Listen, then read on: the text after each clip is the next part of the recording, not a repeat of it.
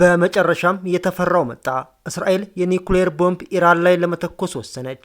ታዋቂው የአሜሪካ ፕሮፌሰር እጅን በአፍ የሚያስጭን አደገኛ መረጃ አጋልጠዋል። እስራኤል ኢራንን በኒኩሌር ቦምብ እያጠቃች እንደሆነ ኢራን ወዲያውም ሆነ ዘግየት ብላ ተመሳሳይ አጸፋ እንደምትሰጥ ይህንን የሚሰሙ ሁሉ በተለይ እስራኤላውያን እንዲያውቁ ትፈልጋለሁ ሲሉ ፕሮፌሰሩ ቦምብ የሆነ ጉድ አሰምተዋል። ኔታንያሁ ኒኩሌር ለመተኮስ ቁርጥ ውሳኔ አሳልፈዋል ተብሏል።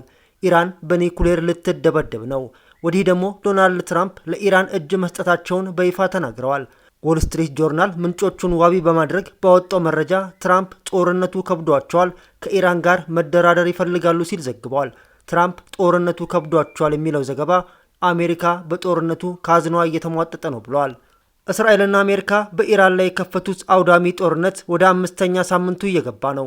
ከፍተኛ እልቂትና የንብረት ውድመት እያስተናገደ ያለው ይህ ጦርነት የዓለምን ኢኮኖሚም ጭምር በከፍተኛ ሁኔታ እያቃወሰ ነው።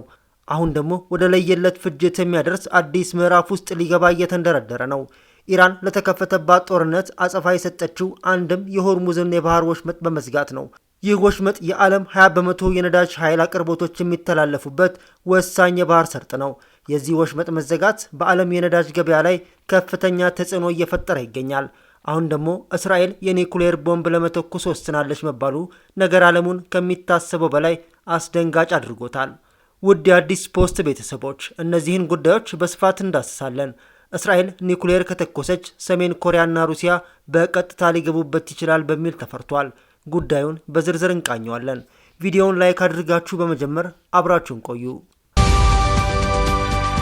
ኢራን ከሁለት የኒኩሌር ቦምብ ታጣቂ ሀገራት ጋር እያካሄደች ያለችውን ጦርነትና ሁለቱንም ሀገራት ኢላማ በማድረግ የምትፈጽመውን የአጸፋ ጥቃት በተለይም በየቀኑ በእስራኤል ላይ የምታዘንባቸው ሚሳኤሎችና ከሚሳኤል የሚበተኑ ቦምቦች እያደረሱት ያለው መጠነ ሰፊ ጉዳት የሚመለከት ማንኛውም ሰው አንድ ጥያቄ ይፈጠርበታል።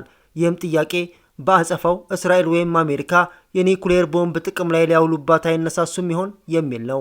በእርግጥም ኢራን ወራሪዎች ለከፈቱባት በአየር ድብደባ ላይ የተመሰረተ የጣምራ ጦር ጥቃት እየሰጠች ያለችው መጠነ ሰፊ የአጸፋ ጥቃት የሚመለከት ለመሆኑ ኢራን ማንን ወይም ምንን ተማምና ነው በእነዚህ ሁለት የኒኩሌር ቦምብ ታጣቂ ሀገራት ላይ እንዲህ ያመረረ በትር ለማሳረፍ የደፈረችው?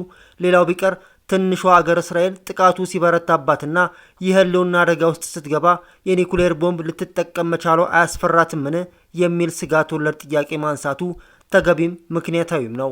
በአሜሪካ ማሳቹሴት ቴክኖሎጂ ኢንስቲትዩት የሳይንስ የቴክኖሎጂና የብሔራዊ ደህንነት ፖሊሲ ፕሮፌሰር እንዲሁም በኒኩሌር ጦር መሳሪያ በሚሳኤልና በጸረ ሚሳኤል አሰራርና አጠቃቀም ላይ ኤክስፐርት የሆኑት ፕሮፌሰር ቴዎዶር ፖስቶል ለዚህ በቂ መልስ አላቸው። በአሜሪካ የመከላከያ ሚኒስቴር ፔንታጎን አማካሪ በመሆንም ያገለገሉት ፕሮፌሰር ፖስቶል ባለፈው ሰኔ ወር ኢራናውያን ቢያንስ 10 የኒኩሌር ቦምቦችን ለማምረት በሚበቃ ደረጃ የተብላላ ዩራኒየም እና ሌሎችም አስፈላጊ ቁሶች ስላሏቸው የኒኩሌር ቦምቦች ሰርተዋል ብለው እንደሚያምኑ ተናግረው ነበር።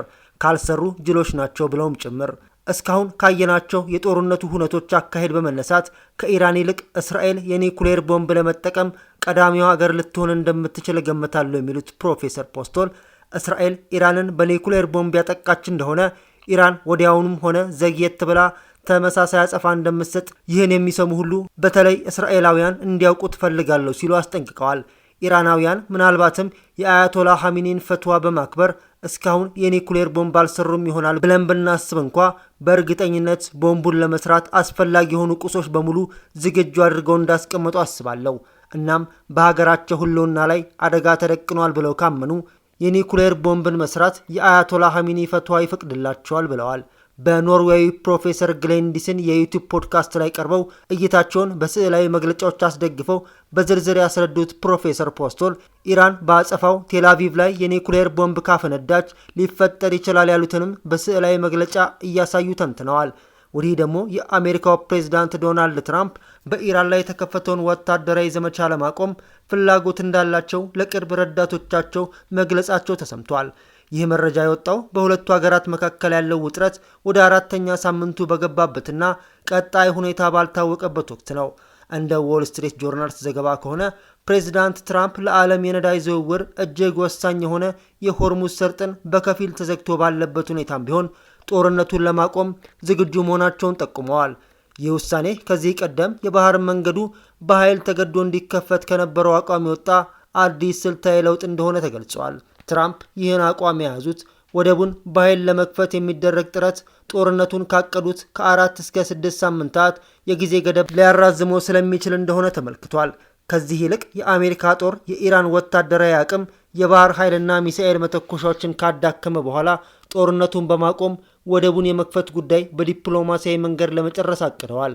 ፕሬዝዳንቱ ወደቡን የመክፈት ኃላፊነት የአውሮፓና የባህረ ሰላጤው ሀገራት እንዲወስዱ ወይም ጉዳዩን ለወደፊት ጊዜ እንዲተላለፍ ፍላጎት እንዳላቸው ተገልጿል። የሆርሙዝ ሰርጥ መዘጋት በዓለም የነዳጅ ገበያ ላይ ከፍተኛ መናወጥ እያስከተለ ባለበት በዚህ ወቅት የትራምፕ አዲስ አካሄድ በዓለም አቀፍ ዲፕሎማሲና ኢኮኖሚ ላይ ምን አይነት ተጽዕኖ ሊያመጣ እንደሚችል በቅርበት እየተጠበቀ ይገኛል። ይህ በእንዲህ እንዳለ ሌሊቱን የኩዌት ሰንደቅ ዓላማ የሚያውለበልብ አልሳልሚ የተባለ ነዳጅ ጫኝ መርከብ ምንነቱ ባልታወቀ ተተኳሽ በዩናይትድ አረብ ኤምሬትስ የባህር ዳርቻ ዱባይ ላይ በቆመበት ጥቃት እንደደረሰበት ቫንጋርድ የተሰኘው የባህር ትራንስፖርት ደህንነት ኩባንያ አስታውቋል። ኩባንያው ጥቃቱን ተከትሎ በመርከቧ ላይ መጠነኛ ጉዳት መድረሱንና እሳት ተቀስቅሶ እንደነበር ጠቅሶ በቁጥጥር ስር መዋሉን ገልጿል። የመርከቧ 24 ሰራተኞችም ምንም አይነት ጉዳት እንዳላጋጠማቸው እንዲሁም ጥቃቱን ተከትሎ የፈሰሰ ነዳጅ አለመኖሩን ይፋ አድርገዋል። የዱባይ ባለስልጣናት ስለ ጥቃቱ መፈጸም አረጋግጠው ስለ መርከቧ ዝርዝር መረጃ ከመስጠት ተቆጥበዋል። የኩዌት ነዳጅ ኮርፖሬሽን ግን ጥቃቱን የኢራናውያን ጨካኝ የአየር ጥቃት ሲል ገልጾታል። የኢራን መገናኛ ብዙሃን ስለ ጥቃቱ ቢዘግቡም ማን እንደፈጸመው ግን አልገለጹም። አልሳልሚ በአውሮፓውያኑ 2011 የተሰራች ሲሆን በባለቤትነት የተያዘችውምና የምትንቀሳቀሰው በኩዌት የነዳጅ ዘይት ጫኝ ኩባንያ ስር ነው። ቢቢሲ አደጋውን በተመለከተ ከኩባንያው አስተያየት ለማግኘት ጥያቄ አቅርቧል። ታንከርስ የተባለ ሌላ የማሪታይም ደህንነት ኩባንያ መርከቧ 1.2 ሚሊዮን በርሜል የሳውዲ እንዲሁም 800,000 በርሜል የኩዌት ድፍድፍ ነዳጅ መጫኗን ገልጿል። የነዳጅ ጭነቱ የተጠናቀቀው ባለፈው ወር መሆኑን ድርጅቱ ጨምሮ አስታውቋል። ስለ መርከቧ የጉዞ መስመር ይፋ የሆኑ መረጃዎች መዳረሻዋ ኪንጋዶ ቻይና መሆኑን ያሳያሉ። ሌላው ከጦርነቱ ጋር ተያይዞ የሚነሳው ጉዳይ የድርድር አጀንዳ ነው። በመካከለኛው ምስራቅ የተቀሰቀሰውን የአሜሪካ እስራኤልና ኢራን ጦርነት ለማስቆም ፓኪስታን፣ ሳውዲ አረቢያ፣ ቱርክና ግብጽ የጋራ ዲፕሎማሲያዊ ቡድን አዋቅረዋል። የፓኪስታን ምክትል ጠቅላይ ሚኒስትርና የውጭ ጉዳይ ሚኒስትር ኢሻቅ ዳር እሁድ ዕለት በኢስላማባድ ከተካሄደው የአራቱ ሀገራት የውጭ ጉዳይ ሚኒስትሮች ስብሰባ በኋላ እንደገለጹት አሜሪካና ኢራን ፓኪስታን ቀጥተኛ የሰላም ድርድር እንድታመቻች ሙሉ እምነት ጥለውባታል። ፓኪስታን በመጪዎቹ ቀናት ይህንን አጠቃላይና ዘላቂ መፍትሄ የሚያመጣ ድርድር ለማስተናገድ መዘጋጀቷንም አስታውቀዋል። ስብሰባው ወታደራዊ ውጥረትን ለመቀነስና ለድርድር ምቹ ሁኔታን ለመፍጠር ያለመ ቢሆንም መሬት ላይ ያለው እውነታ ግን እጅግ ፈታኝ ነው። አሜሪካ በበኩሏ ባለ 15 ነጥብ የሰላም እቅድ የአንድ ወር ተኩስ አቁም፣ የዩራኒየም ክምችት ማስረከብና የሚሳኤል ፕሮግራም መገደብን ጨምሮ ያቀረበች ሲሆን ኢራን ደግሞ ይህንን ከእውነታ የራቀና ምክንያታዊ ያልሆነ በማለት የራሷን የመልሶ ማጥቃት ማቆሚያ፣ የካሳ ክፍያና በሆርሙዝ ስትሬት ላይ ያላትን ሉዓላዊነት የማስከበር ጥያቄ አቅርባለች። የኢራን የውጭ ጉዳይ ሚኒስትር ቃል አቀባይ ኢስማኤል ባጋኢ ሀገራቸው በፓኪስታን አነሳሽነት ለተጀመረው ጥረት እውቅና ብትሰጥም የድርድሩ ውጤታማነት ላይ ግን ጥርጣሬ እንዳላት አልሸሸጉም። የአሜሪካው ፕሬዝዳንት ዶናልድ ትራምፕ በበኩላቸው የሚሰጡት መግለጫ እርስ በርሱ የሚጋጭ ሆኖ ታይቷል።